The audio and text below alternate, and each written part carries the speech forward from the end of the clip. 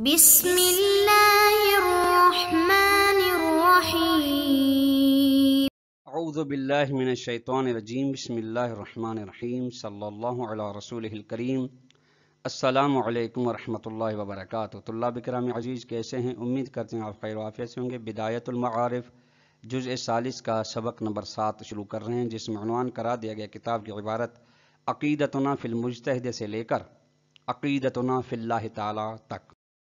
آج کے درس میں طلاب کرام عزیز جو نکات بیان کیے جائیں گے وہ یہ ہیں: نمبر 1، مجتہد کے بارے میں ہمارا عقیدہ کیا ہے، ہم مجتہد کو کس نگاہ سے دیکھتے ہیں، کتنی اہمیت ہمارے نظر میں ہے اس کی۔ نمبر 2، مجتہد کسے کہتے ہیں اور مجتہد کی شرائط کیا ہیں، آج کے درس کا عنوان ہوگا۔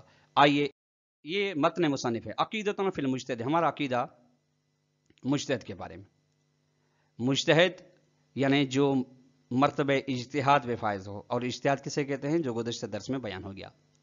وعقیدتنا فی المجتہد الجامع للشرائط انہ نائب للامام فی حال غیبتہ، ہمارا عقیدہ اس مجتہد کے بارے میں جس کے اندر اجتہاد و فتویٰ کی تمام شرائط، تقلید کی شرائط موجود ہیں۔ عقیدہ یہ ہے کہ یہ شخص، یہ مجتہد نائب امام زمان علیہ السلام ہے، زمان غیبت امام زمان علیہ السلام میں، یعنی اس حالت میں جب امام زمان علیہ السلام غائب ہیں۔ طلاب کرام عزیز، احکام الہی کو لینے کا یہ طریقہ یہ ہے کہ خود نبی ہو یا امام ہو یا ایسے افراد ہوں جن کو امام علیہ السلام نے معین فرمایا ہو، اور انہی افراد میں سے مجتہدین کرام ہیں، جیسا کہ آگے وضاحت آ رہی ہے۔ وہ یہی مجتہد الحاکم و رئیس المطلق، یہ شرعی احکام کے نفاذ میں مجتہد حاکم ہے، سرپرست ہے، ولی ہے، رہبر ہے، مطلق ہے، بغیر کسی قید و شرط کے۔ غور فرمائے گا طلاب کرام، یہاں پہ اشتباہ جو ہوتا ہے، نائب امام کی دو حیثیتیں ہیں کلی حوالے سے۔ ایک، تکوینی امور میں ائمہ علیہ السلام کے پاس حاکمیت و ریاست و ولایت ہے۔ دوسرے، تشریعی امور میں فرماتے ہیں کہ تکوینی امور میں مجتہد نہیں ہے نائب امام، بلکہ تشریعی امور میں یعنی احکام شرعی کو بیان کرنے میں اور نافذ کرنے میں مجتہد نائب امام ہے۔ لہو، مجتہد کے لیے، تمام وہ مراتب ہیں للامام ہیں جو امام علیہ السلام کے ہیں۔ کس چیز میں؟ فی الفصل بین القضایا، جب قضایا کے درمیان میں فیصلہ کرتے ہیں، جب اختلافات کے درمیان فیصلہ کرتے ہیں، حکومت بین الناس ہے، اور جب حکم دیتے ہیں لوگوں کے درمیان میں، جس طریقے سے امام علیہ السلام کا حکم، جس طریقے سے امام علیہ السلام کا فیصلہ قابل قبول ہے، اسی طریقے سے مجتہد کا بھی فیصلہ قابل قبول ہے۔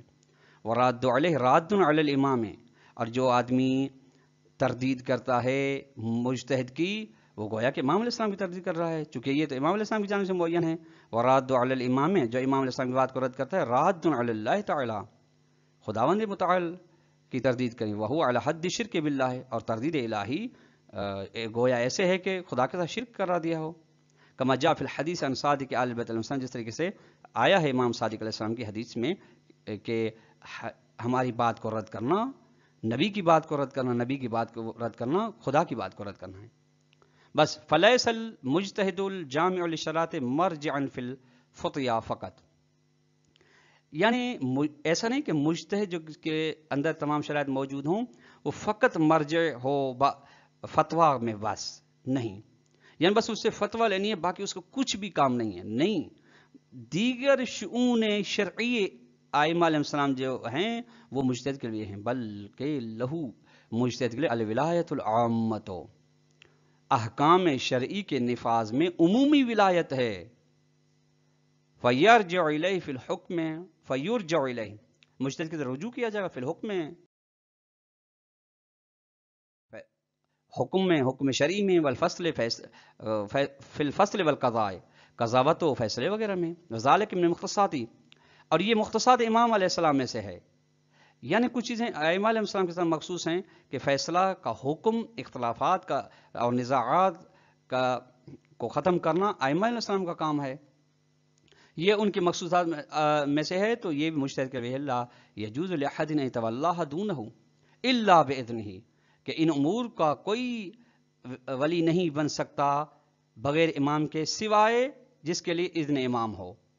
کما لا تجوز اقامت الحدود و تعزیرات الا بامری و حکم ہی، جس طرح کہ حدود الہی کو قائم کرنا، تعزیرات کو قائم کرنا، یعنی جیسا کہ خون کا بدلہ خون، ہاتھ کا بدلہ ہاتھ، عضو کا بدلہ عضو، یا چوری کی ثابت ہوگی ہاتھ کاٹنے ہیں، یا دیگر جتنی بھی سزائیں شرعی سزائیں ہیں، یہ کون دے گا؟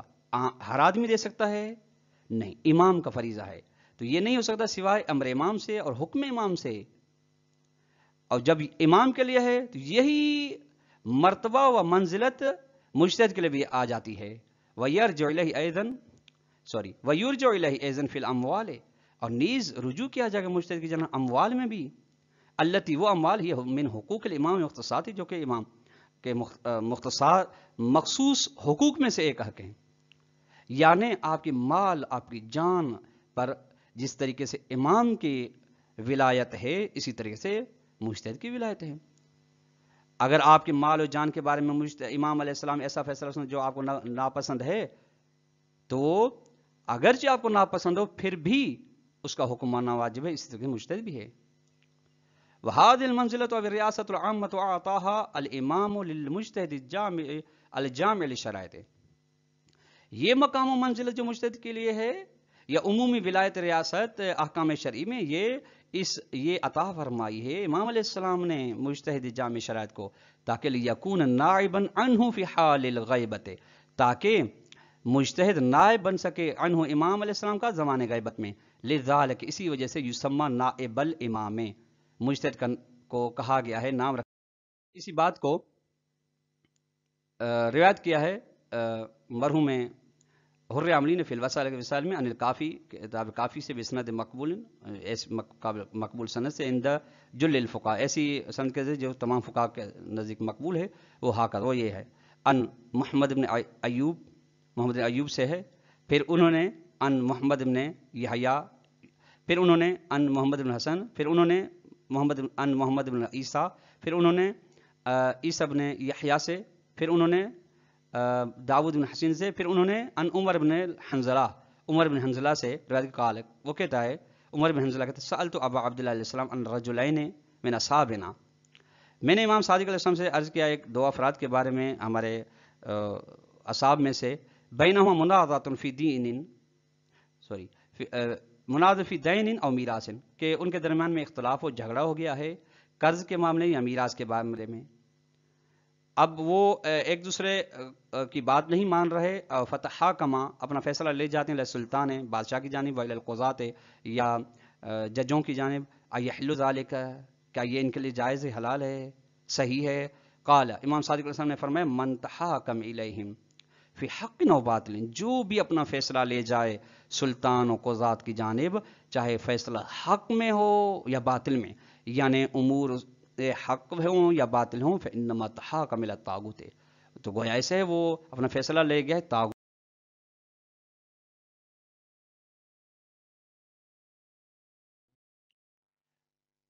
وما یحکم لہ، اور جو ان کے لیے فیصلہ سنایا جائے گا، فإنما یاخذ سحتن، یہ انہوں نے لے لیا ہے باطل، بطلان، و انکان حقا ثابتا لہ، اگرچہ ان کے ہاں حق ثابت تھا، ان کا حق تھا ان میں سے کسی ایک کا، لیکن باطل ہے. لأنہ اخذوا بحکم الطاغوت، چونکہ انہوں نے یہ فیصلہ جو لیا فیصلے کے ذریعے سے، جو ایک کے پاس اختلاف ہونے کے باوجود ایک چیز فیصلے کے بعد ایک دو کے میں سے ایک پاس آئے گی، تو یہ طاغوت کے ذریعے سے انہوں نے لی ہے. وما امر اللہ ان یکفر بہ، اور خدا نے حکم دیا ہے کہ طاغوت کا کفران کیا، انکار کیا جائے. قال اللہ تعالیٰ یریدون ان یتحاکم الی الطاغوت، وہ ارادہ رکھتے ہیں کہ وہ فیصلہ لے جائیں طاغوت کی جانب. قد امروا ان یکفروا بہ، طرح کہ انہیں حکم دیا گیا کہ اس کا انکار کریں. قلت، میں نے عرض کیا مولا سے، کیف فکیف یصنعون، مولا اگر ایسی بات ہے تو پھر اپنا فیصلہ کہاں لے جائیں یہ لوگ؟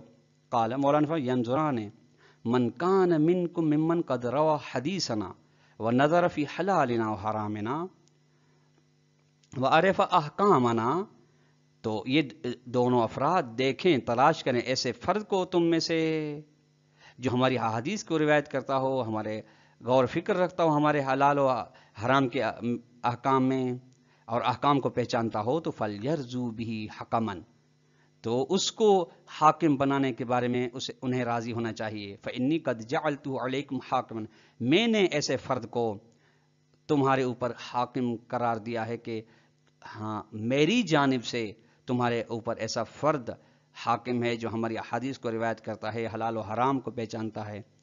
فَإِذَا حکم بحکمنا، جب ہمارے حکم سے وہ حکم کرتا ہے، یعنی ہمارے احادیث کے مطابق ہمارے فرامین کو حکم کرتا ہے، فیصلہ دیتا ہے، تو فلم یقبل منہ، اور بس جو شخص اسے قبول نہ کرے تو فإنما استخف بحکم اللہ ہے، گویا یہ کہ اس نے خفیف شمار کیا خدا کے حکم کو.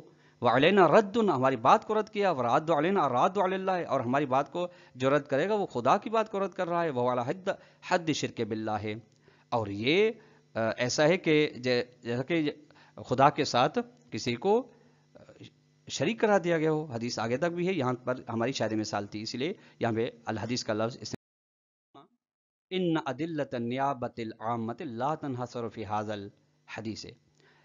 شارح محترم فرماتے کہ نیابت عمومی، یعنی غیبت امام زمان علیہ السلام کے لیے جو مجتہدین کے لیے نیابت ہے، نائب امام ہے، یہ نیابت عمومی، ان کی یہ ادلہ منحصر نہیں ہے اس حدیث میں، عمر بن حنظلہ والی حدیث میں، بل ہی متعددۃ مذکورۃ فی محلہ، بلکہ یہ متعدد ہیں، بہت زیادہ ہیں جو ذکر کی ہیں اپنے مقامات میں. یہ مقام یہاں پہ نیابت عمومی کو ثابت کرنے کا مقام نہیں ہے، اس لیے فقط اسی روایت پہ اکتفا کیا گیا. تو اللہ کرام عزیز، آج کا درس اپنے انجام اور اختتام کو پہنچا. سوال نمبر 1 یہ بن سکے گا کہ سوال یہ کہ مجتہد کسے کہتے ہیں. نمبر 2، مجتہد کے لیے کون سے مراتب و منازل ہیں. 2، سوال نمبر 3 یہ بنے گا کہ مجتہد کی نیابت عمومی کو کون سی روایت کے ذریعے ثابت کیا گیا ہے، اس روایت کو بیان کریں. والسلام علیکم ورحمۃ اللہ وبرکاتہ.